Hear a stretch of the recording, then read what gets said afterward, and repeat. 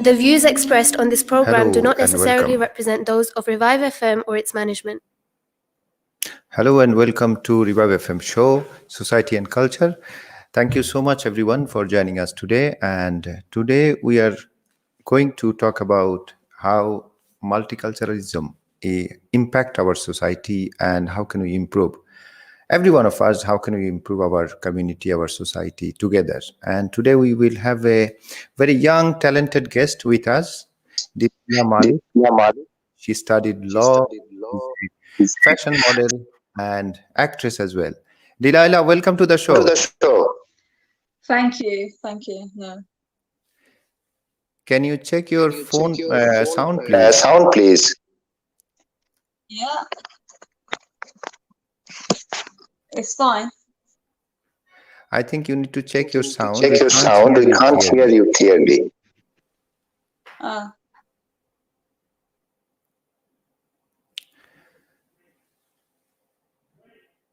Break. Okay, I'm thinking we might have some technical difficulties. We will go for a short break. See you soon. If you want to advertise your business on Revive FM, then visit www.revivefm.co.uk. Alternatively, contact our sales team now on 079 44 56 5616. That's 079 44 56 5616. Turkish Kitchen, the best Turkish food you'll ever taste. We only use the highest quality meat. Along with our mixed grill platters, we serve cold mezes, hot mezes, lahmacun, and a wide selection of fish options. To order for delivery or collection, call us now on 0208 507 8822. That's 0208 507 8822. Or visit us at 41 Ripple Road, Barking, IG11 7NT. We can also take group bookings and take care of all your party needs.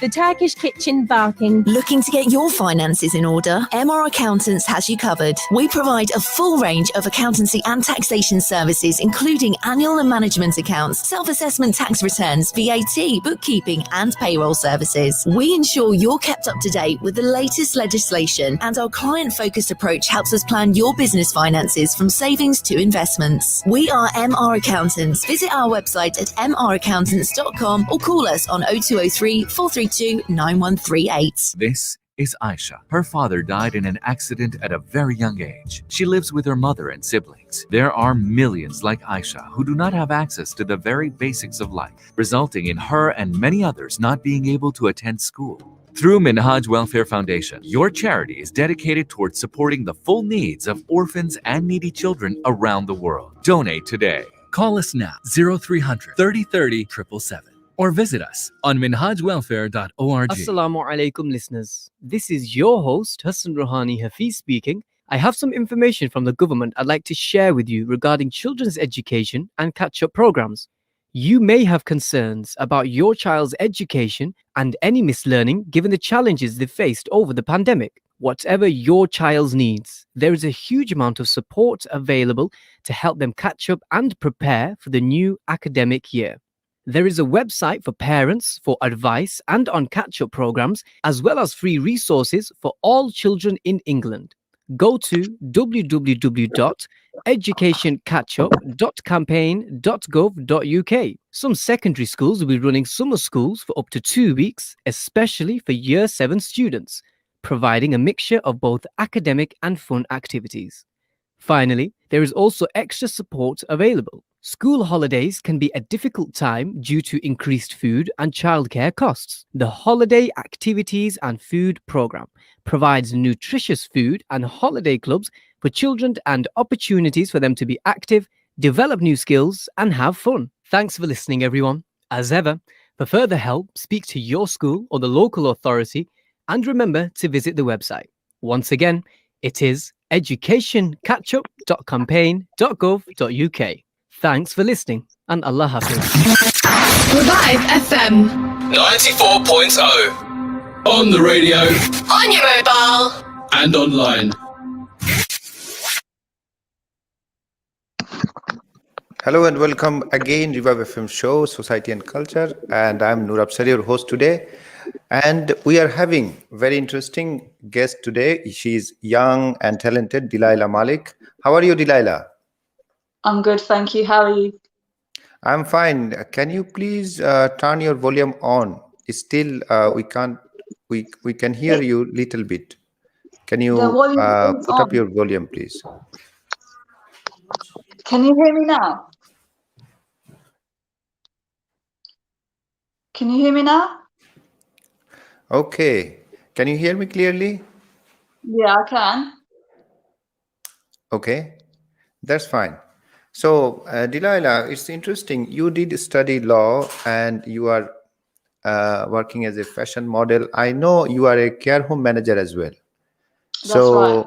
And you are recently, I have seen one of your work, which is really interesting. Music video, very Yeah, professional. Let us that's talk about. Let's just begin with your, education. Where your school education or your college education, how it begins. So, I mean, my background is Pakistani, Kashmiri. I was born here, but I went to Pakistan when I was like 5 years old, and I did my lower education in Pakistan. It was in boarding school. When I was doing my GCSEs, I came back to England. I did my GCSEs in England, and after that, I went to college, and I did my A levels in college, and then I did my university here in Luton as well. So my education, higher education, is from UK, and I originally didn't want to do law, but law runs in my family, so I ended up just choosing law. But then I found out. You didn't want to do law, so you chose law for family pressure or family preference? Well, I was always a science student, so I always wanted to do something like, becoming a doctor or something like that. So when I did my college, especially my GCSEs, I didn't have those grades which could take me to medicine. So I ended up doing BTEC medical science, but I still carried on with science at that time. And after when I went to uni, I found out I can't really do medicine with BTEC, so I ended up just choosing law. It was something that was already. Law is a good subject. Do you feel that law is a really important subject? I mean, it's good. I mean, I'm glad that I have the education of law because it helps you in life a lot. I mean, we are surrounded by loads of laws nowadays. Exactly. So it helps in that way, but at the same time, I had no interest into it, so I didn't really give my full into law degree or anything. So when I was once I was done with my law, in fact, whilst I was doing my law, I wanted to change my course, but it was a bit too late, so I couldn't change my course. So I carried on and completed it, and then I just on the side I was working as a carer. So when I was working as a carer, I always felt like that's something I want to do, like have that sort of profession where I can care for someone and help them and everything. So I just carried on as a carer. Then eventually I became a senior support worker. I then became a team leader. I mean, and then now I'm a manager, but the whole journey was starting as a support worker.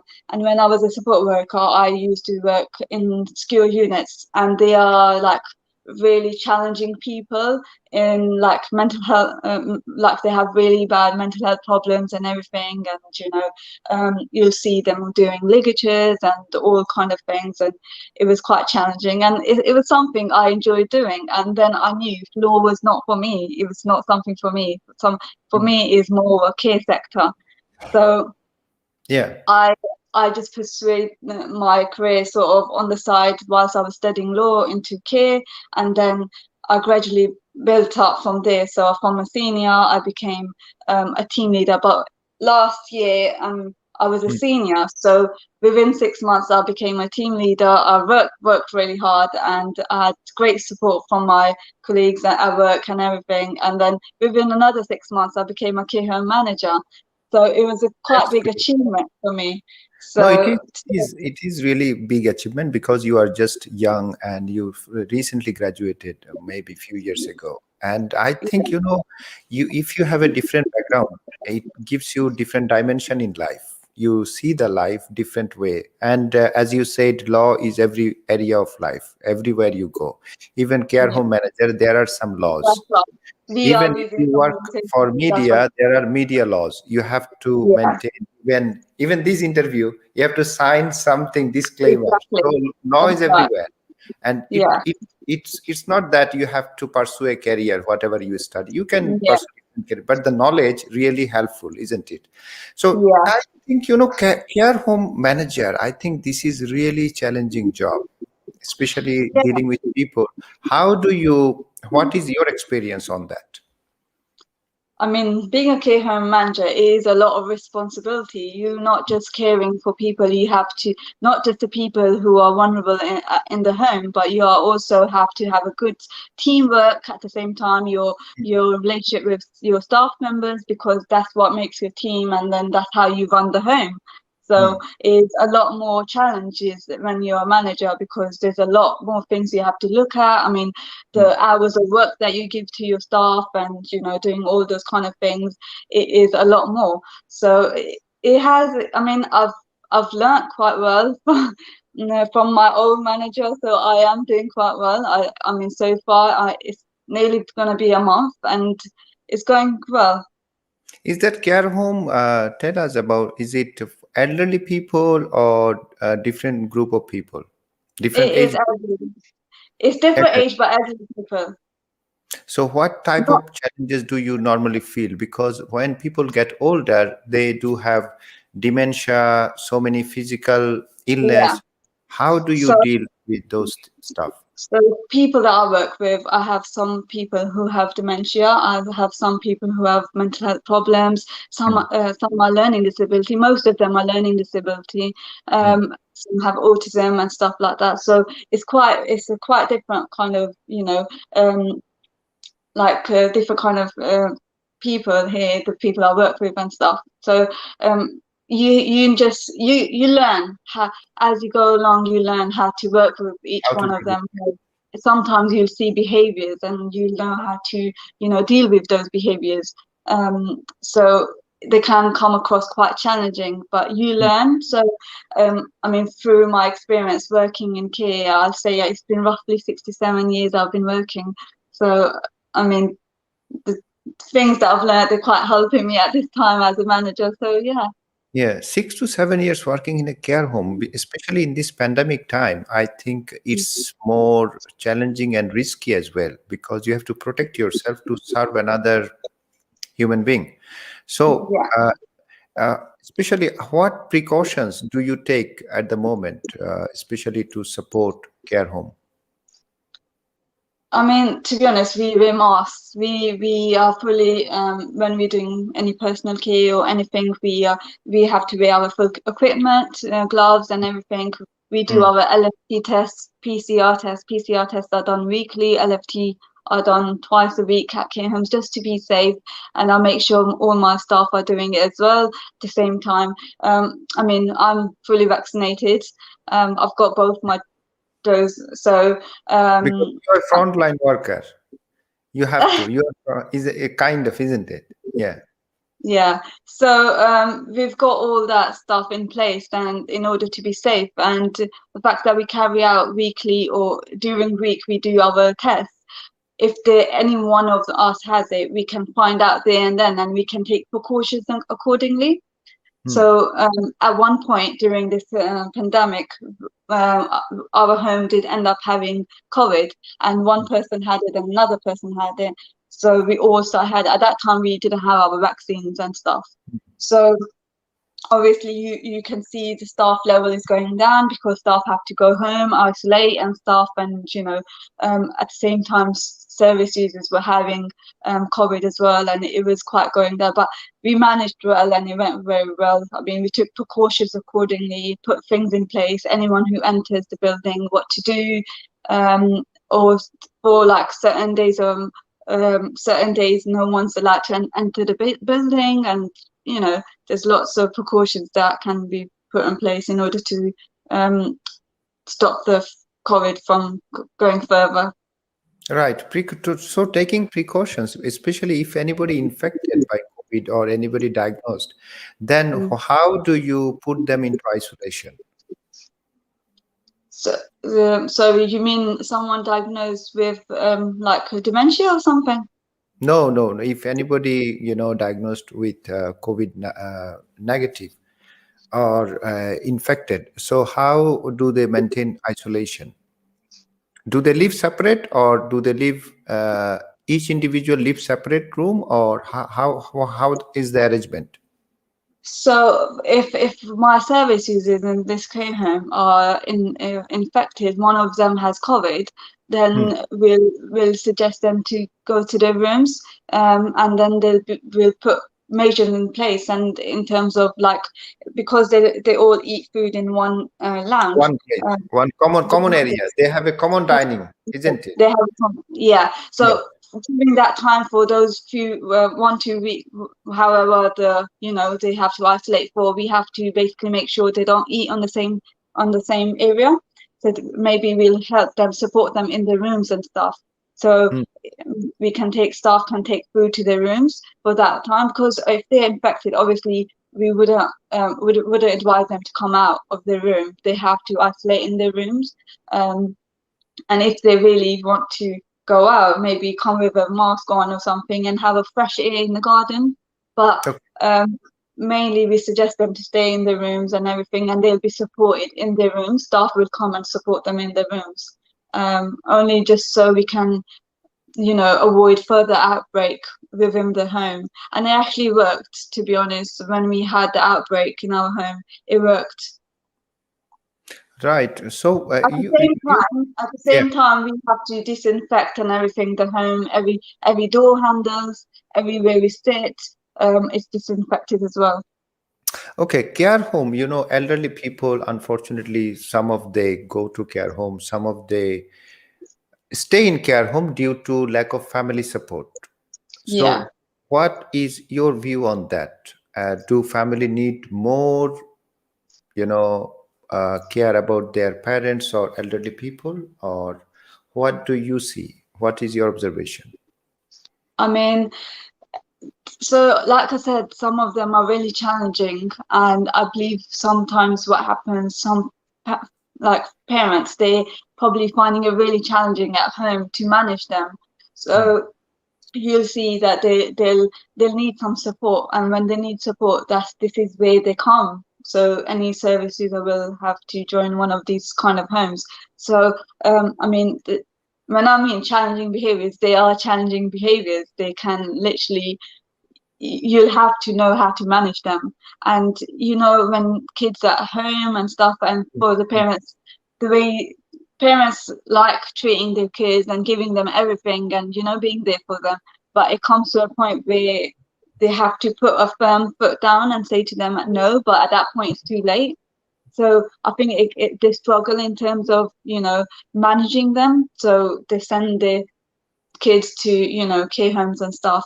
At the same time, yes, you're right. I mean, there's some families, you'll see there'll be some service users who won't have family around, or their mum's too old now and they can't support them, so they've put their kids in care homes.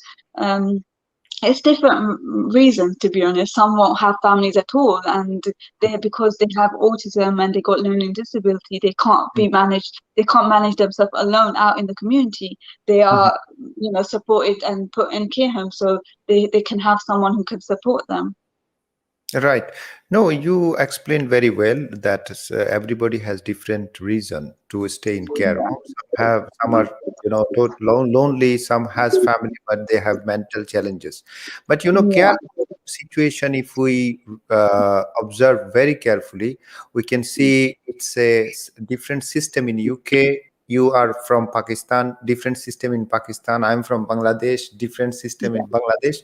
So I found it's this elderly age, especially this old age, parents or grandparents, it's a very challenging time for them. They yeah, need support, but they need more mental support, more affection. So yeah.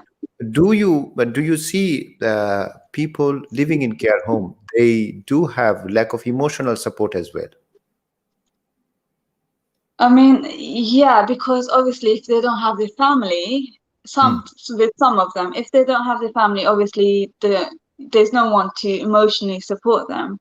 Hmm. At the same time, we as a carers, we have to know our, you know, um, how much we can give them emotional support. We can't be fully like emotionally supporting them like their families would, Yeah, because we have to work as a carers, and exactly. know our boundaries. So we can't be fully there for them. I mean, obviously we'll meet the needs in terms of if they need some support, physical needs or something like that, and, doing personal care or support with cooking or stuff like that. But emotionally, we can, as a carer, can reassure them. That's our job. But obviously they still have that thing inside them if they need a family, because we can't be a family at the end of the day. It's for saying, Yes, like for example, if you don't have a mom, then you can't find that mom in someone else, because mom is a mom. She exactly. There always, is no replacement. That's yeah, what I there's was asking. As in care home, they can get physical support, medical support, but the emotional support, that's also important. What's your message if we, conclude this topic? What is your message to the parents out there? How can they be more, responsible, especially for their parents in their old age? What's your message to the parent as a care home manager? Nothing personal. as a care home manager, obviously, if you have a family, I mean, some who don't have a family don't have a family. It's understandable, but some who do have a family, I mean, it's nice if you even give them a call once a week. Yeah, You'll see some families wouldn't even call once a week. It will happen, and it does affect someone who lives in a care home, because a lot of things go through their heads. So you can imagine. So even if it's once a week, maybe even take them out if you're able to. I mean, I understand nowadays in age it's a bit hard. Everyone's just busy in their own things and stuff like that. But if you can, it'll be so nice. Like, they actually get so happy when they meet their families, they get a call from their families, they got something to talk about. They can talk to us, and they share those things with us, and it makes them happy, and it just makes the day, because you are their parents, you are their family, and that's something can't be taken away from them. And hearing from them, if that's they something feel that makes it, then why not? they Yeah. feel valuable. They feel lovable, and they feel they need that human touch, isn't it? Yeah, Very great message, Delilah. We will go for a short break and hopefully see you soon. that's fine. Thank you. ये आयशा है। ये बहुत छोटी सी थी जब इसके वालिद का एक हादसे में इंतकाल हो गया। वो अपनी माँ और छोटे बहन भाइयों के साथ रहती है। आयशा जैसी लाखों बच्चियां जिंदगी की बुनियादी सहूलतों से बिल्कुल महरूम है। यही वजह है कि वो स्कूल भी नहीं जा सकती। मिनहाज वेलफेयर फाउंडेशन ने आपके एहतियात और अपनी खिदमत दुनिया भर के यतीम और बेसहारा बच्चों के लिए वक्फ कर दी है। एक यतीम और बेसहारा बच्चे का सहारा बनिए। आज ही अतिया कीजिए। अभी कॉल मिलाएं 0300 3030 या हमारी वेबसाइट विजिट करें www.minhajwelfare.org। Thinking about selling or letting your home? With Maxwell Estates, you don't need to look any further. Well established with over 15 years of experience, Maxwell Estates are specialists in residential sales and lettings.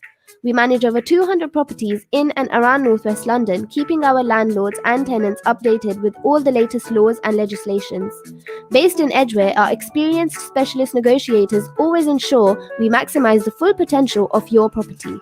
Call us now on 0208 952 0808 for a free no obligation quotation, or visit our website www.maxwellestates.co.uk for further information. Maxwell Estates, the name you can trust. तमाम सुनने वालों को मेरा सलाम। मैं हूं फरा सिद्दीकी। हम आपको गवर्नमेंट की तरफ से कुछ मालूमात फराहम कर रहे हैं जो बच्चों की तालीम से मुतालिक है, जिस वबाही अमराज का सामना वो कर रहे हैं। कोई भी मसला हो जो आपके बच्चे से मुतालिक हो, इसमें हम आपकी मदद कर सकते हैं। वालिदैन के लिए मशवरे और कैचअप प्रोग्रामों के साथ साथ एक मुफ्त वसाइल के लिए वेबसाइट मौजूद है जो इंग्लैंड के तमाम बच्चों के लिए है। www.educationalcatchup.campaign.gov.uk। कुछ सेकेंडरी स्कूल 2 हफ्तों के लिए खास तौर पर एयर 7 के लिए एजुकेशनल और फन एक्टिविटीज मुहैया कर रहे हैं। आखिर में इजाफी मालूमात दस्तयाब है। स्कूल हॉलीडेज की वजह से एक मुश्किल वक्त हो सकता है, यानी खुराक और बच्चों की देखभाल के अखराजात में इजाफा, जिसके लिए holiday activity and food programme बनाया गया है। आप तमाम सुनने वालों का शुक्रिया। अगर आपको इस बारे में मदद चाहिए तो आप लोकल कौंसिल और स्कूल से बात कर सकते हैं। याद रखें हमारी website www.educationalcatchup.campaign.gov.uk। Revive FM 94.0. On the radio. on your mobile. And online.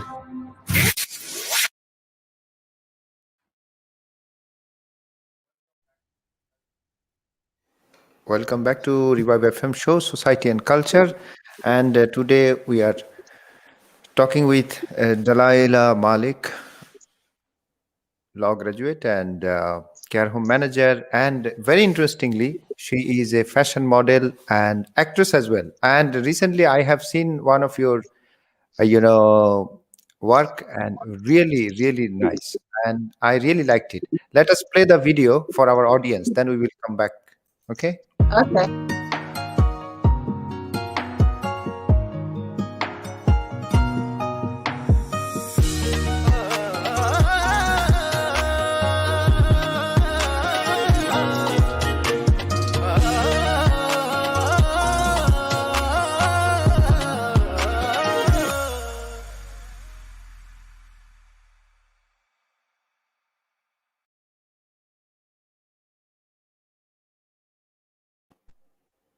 Wow, that's interesting.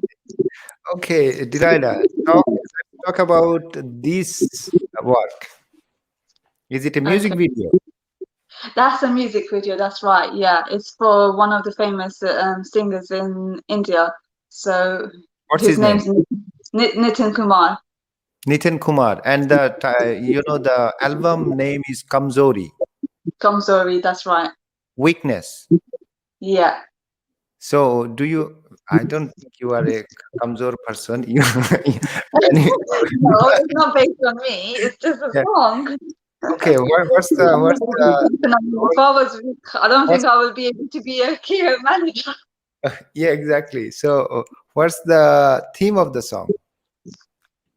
Theme of the song is mainly, like you said, weakness is showing how the husband, has a bit of doubts on his wife, and but later he finds out what his wife was actually doing, but he was just having doubts on her for no reason.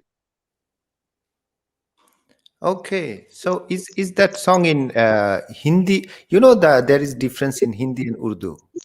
Yeah, no, I do know, but I can speak both of them. Is it similar, or did you They're find? similar. But there's certain words that Indian use that are slightly different from Pakistani Urdu. Okay, can you sing? Can I sing? Can you? No, I can't sing. Okay, that's fine. So what is your experience? How did the shooting happen? Is it here in UK or outside? That's right. It's here. No, it's here in UK, in London. We did it. It was actually a one-day shoot, and I'm quite proud of myself because the one-day shoot, the way it came out, it looks really good. Yeah. So what was your preparation before the shoot? I had no preparation. All I knew, I have a music video today, and I'm ready to go. Is it? So Yeah. did the director explain you what is your role? What type of dress you have to prepare? What type of mood you have to prepare? Yeah, so of course, yeah. Before he told me that I have to do this, this is what he would like me to do, and this kind of outfits he's looking for, and blah stuff like that. So I brought the outfits accordingly, and we done the shoot accordingly. So on the scene, he was telling me this is this sort of scene, and you know this is what you're going to be doing, and this is how. If you can, you know, act this way, it would be good and stuff. And I just acted, and it just came out. However, so no, that's good. You know, if you can receive the instruction from director, I think that makes work easier, isn't it? It's all about cooperation and communication.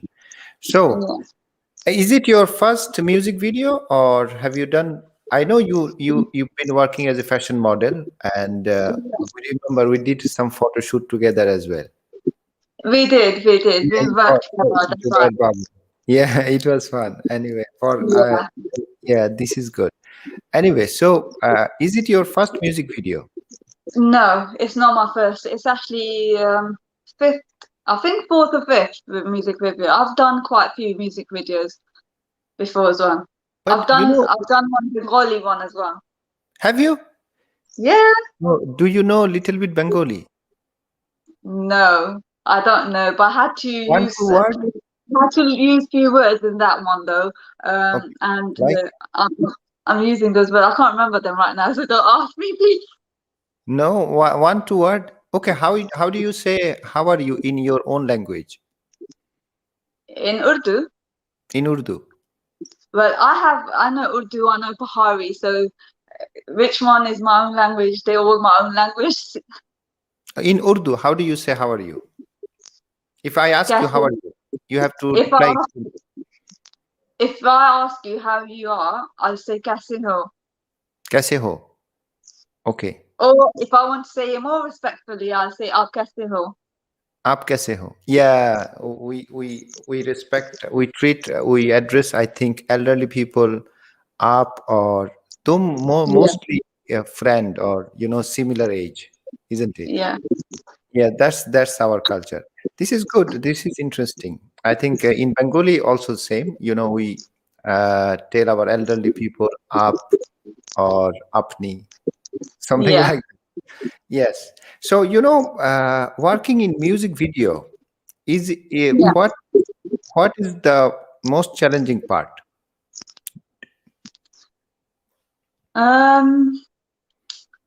I, to be honest, didn't find anything challenging.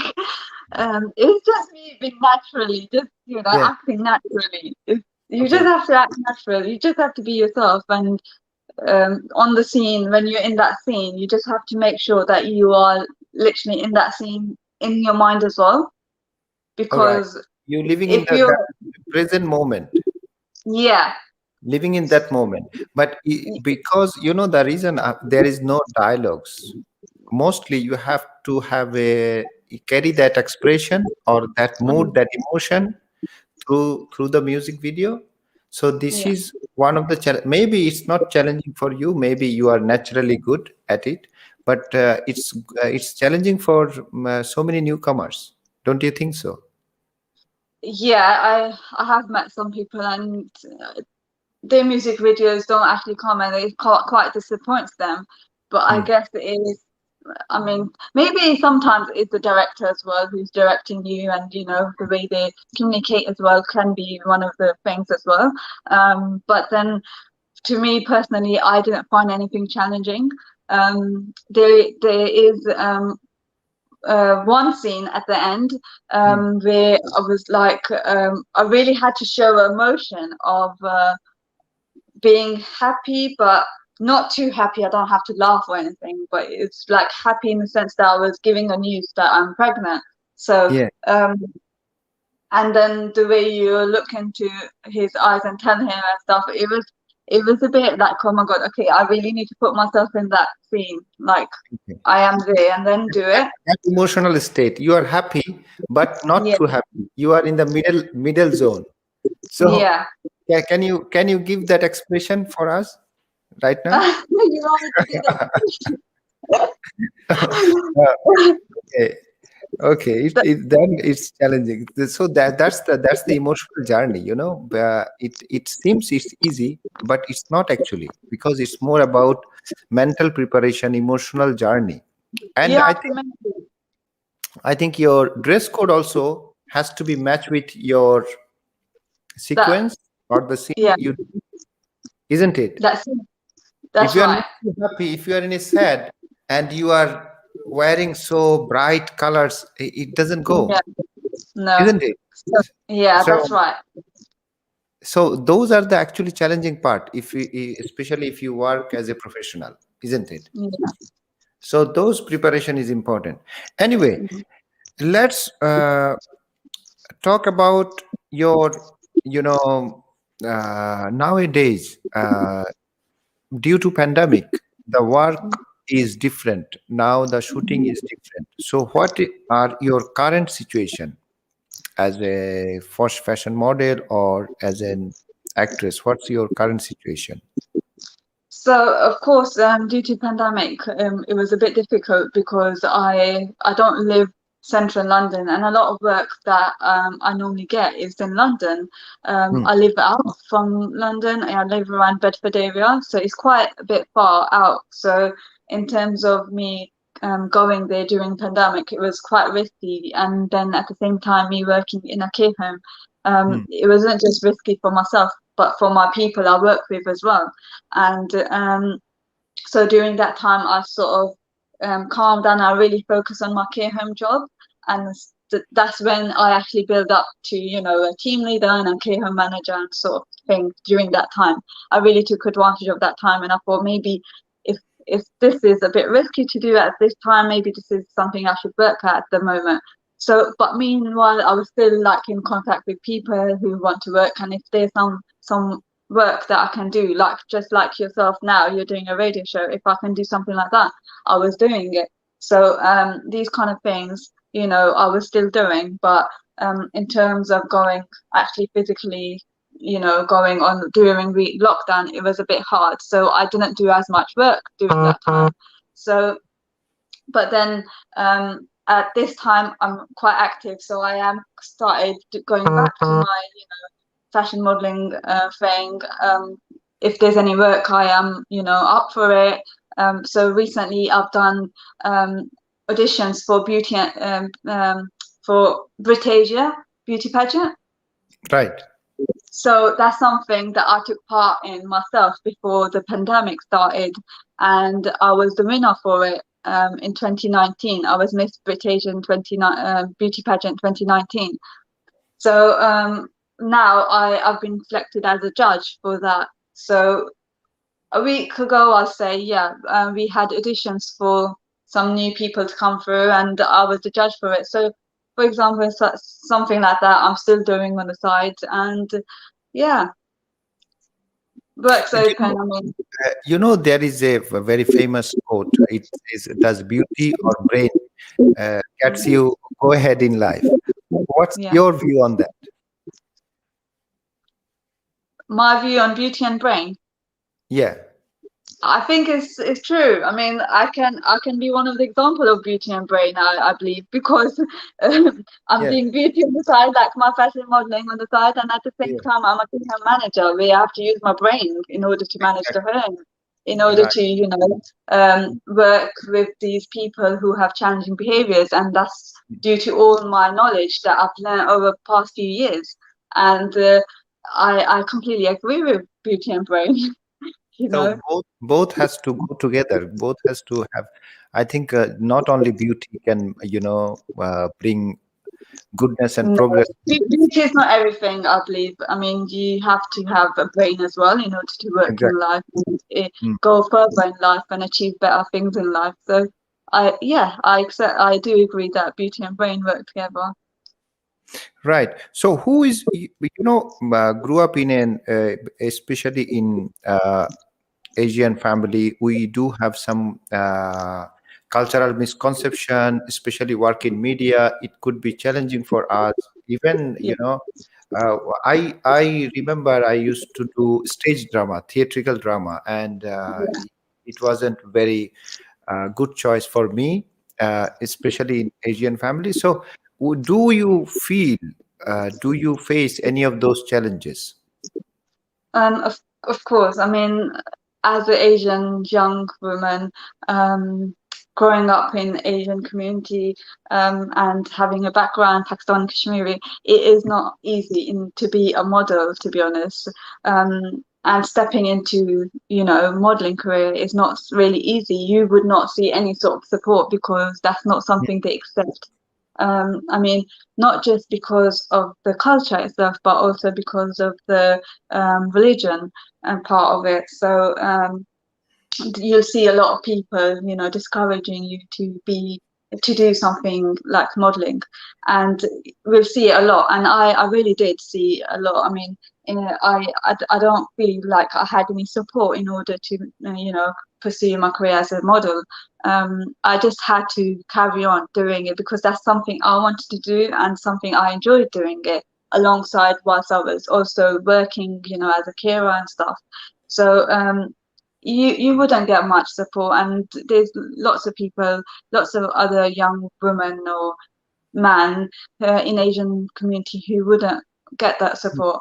But I mean, sometimes it's about if you really want to do something in life, maybe you just have to, take a step ahead and go for it. And I mean, you won't always have someone who will accept what you're doing, but you don't need anyone as long as you're happy with it.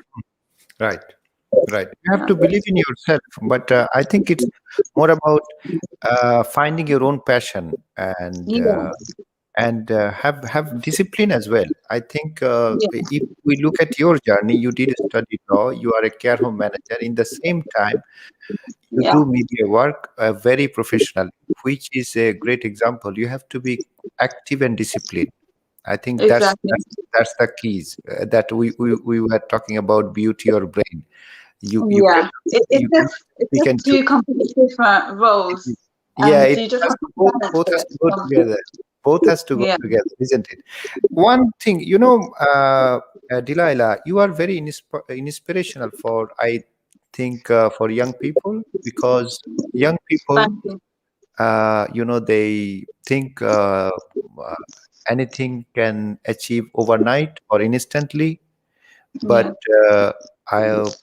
would you agree with that, or it is more about commitment and hard work and discipline? I don't think you can achieve anything overnight. That's not something I believe in. It does take a bit of time, and you just have to, like you said, commitment and hard work. It's really important. I started my modeling career, I'll say probably 3 years ago, and or 2 years ago, roughly. But alongside whilst I was doing my, full-time job, I had the commitment. I wanted to do, my modeling as well at the same time, and I had to just, stay committed and to both of my jobs, and still look, I'm going, and it really helps you, the fact that you're still in that career and you're still carrying on, and working hard. It really helps you. You'll see the results when you get more work and stuff. Even as a model, I'll give example, like as a model, one work I do, so many people get to know you from that one work, and then you'll hear more work coming your way, because there are people who get to know you from that one work that you've done, and they like your work, and then you'll have more people contacting you, and it really helps you. And eventually you'll see that you are getting somewhere. At that point, maybe at the start it might feel like nothing's really happening, but it's all word of mouth. So it goes around. You don't realize, but you'll see the results eventually. Right. Which is more important, talent or hard work? People always confuse, about this. Or you think both? Some people can be talented, and that's really helpful if someone's talented, naturally talented. But sometimes I think you need hard work as well, because you might have talent, but that does not mean that you work hard on that, because you're not working hard. I mean, people, if you're hardworking, you're keen to do that. You really want to do that, and that's something you want to achieve. The reason why you're hardworking on that, otherwise you wouldn't hard work on that.